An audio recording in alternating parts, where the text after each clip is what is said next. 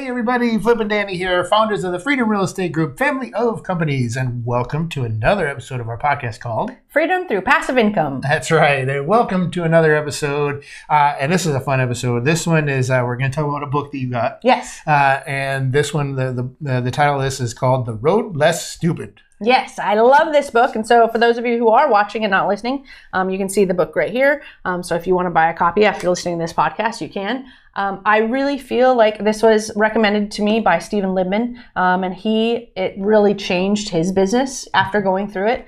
And at the top of the book, it says, avoiding the dumb mistakes that sabotage growth, profits, and business success. And Flip will read the inside panel because I think it's super powerful. But it really makes you stop. For those of us who just kind of go fast and furious, because we have so many ideas and so many things that we want to do, and we're fast at decision making. Sometimes it's a slowing down that really finds the gold, right? And Right.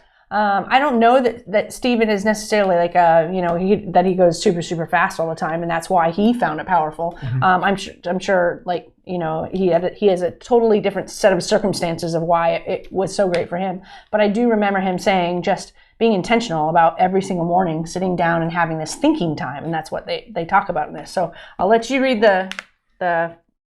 this panel right here, and then I'll talk a little bit about a couple things that I found super, super interesting about this book and why I love it so much. Well, and just to let you know, though, if you are listening and not watching, it's The Road Less Stupid, Advice from the Chairman of the Board by Keith J. Cunningham. Yes. So that way, if you want to go out and book it, or book it. Book it. If you want to go out and buy the book. But the insert right inside the front cover, it says, "Smart people do dumb things. Here's the proof. How much money would you have right now if I gave you the ability to unwind any financial decision you have ever made? It turns out that the key to getting rich and staying that way is to avoid doing stupid things. The vast majority of dumb tasks in both our lives is a direct result of three things. Number one, generalizations, which kill clarity. Number two, obsessing about Oz instead of the yellow brick road. And lastly, number three, faulty assumptions, ignoring risk." So here it is on a bumper sticker. Operators react and sweat. Owners think and plan. Yes. It all hinges on thinking time. That's what it says. right. So I want to be in the owner's box, right? Not the operator's box. And we have been in the operator's box for a very, very long time. And I really want to start... There's another box? Yes. Oh, okay. I really want to start getting wiser about everything that we do and far more intentional than just going fast. And we've, found great success in going fast and keeping things simple. And we're good at the decisions we make. They're not all perfect, but the good ones far outweigh the bad ones. And we've been very fortunate to be surrounded by some really incredible people that have joined this team, that are helping lead this team now. And we're just blessed. Yeah. But we always need to pursue excellence, right? Greatness and wisdom and things like that. So always constantly trying to get better. And this book has just been really impactful. And it's going to be something that, especially as we move to Florida, I'm going to have a room where this is going to be my thinking time room. And every single morning, I'm going to be very intentionally using this time to ask the questions. So he goes that I'm reading in the book right now, but thinking time, the process, I found something very interesting. So we have the physical book. We also have it on Audible because when I'm walking on the treadmill, then I like to listen to books.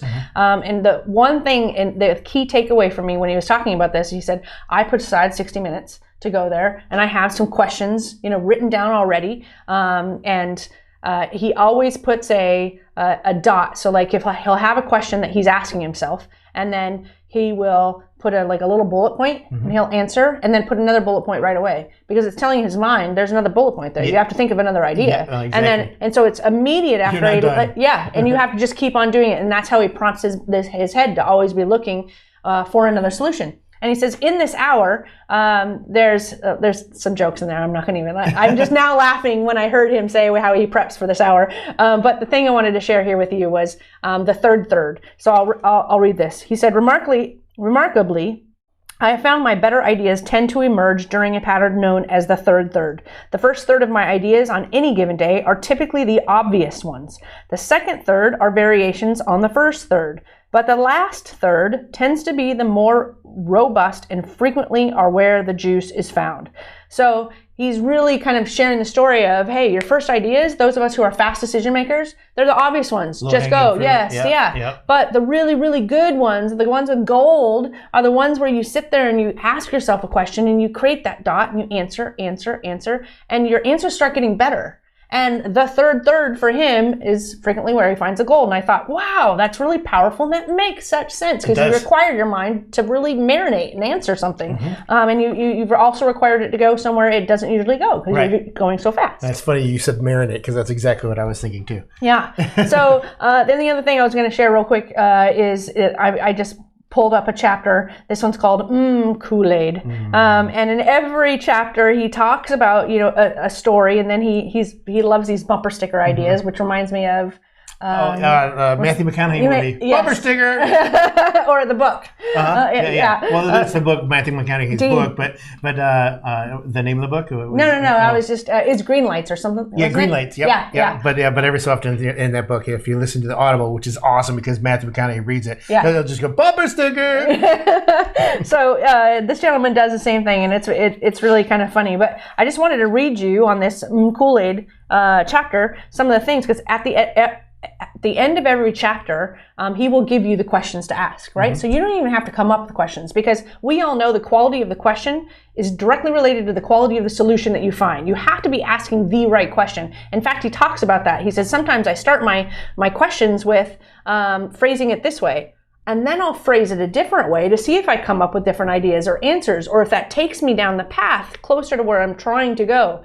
So he'll just change his questions, and it's really interesting. So here, real quick, because I know we're running out of time. Thinking time at the end of this one. He says, where are we compromising by looking for the door marked, wow?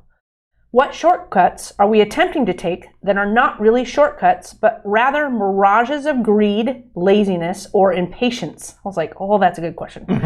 What skills do I need to master to attain the success I want? I thought this was a good question for you guys, because I'm thinking of you guys whenever we do scripts. I'm like, how does this relate to those who are trying to achieve passive income? And I thought that was a good one. What skills do I need to master to attain the success I want? And that's really evaluating opportunities, right? And trusting the team. Realistically, how much additional time and practice are required for me to attain my outcomes? Who can I hire as a coach or a mentor to help guide me and hold me accountable? Where do I need to practice to improve my game and thus deserve the success I want? And where do we need to pick up the level of intensity in how we are playing this game? So I always call this the game of money, right? And so those are just questions and I just love that, because I'd be walking on the treadmill and he'd be talking about something in business, and he has a chapter about CEOs and what they should never delegate, and I was listening to it, and I was like, those would have been good questions to ask myself a year ago.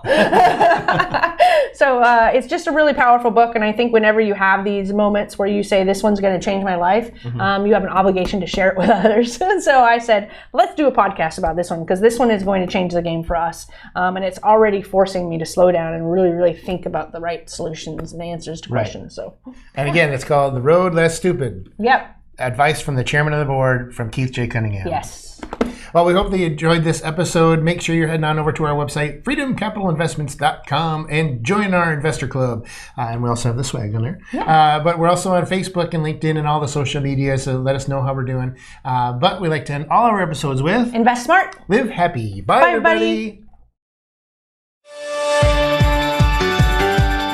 Nothing on this show should be considered specific, personal, or professional advice. Please consult an appropriate tax, legal, real estate, financial, or business professional for individualized advice. Opinions and information on this show are not guaranteed. All investment strategies have the potential for profit or loss.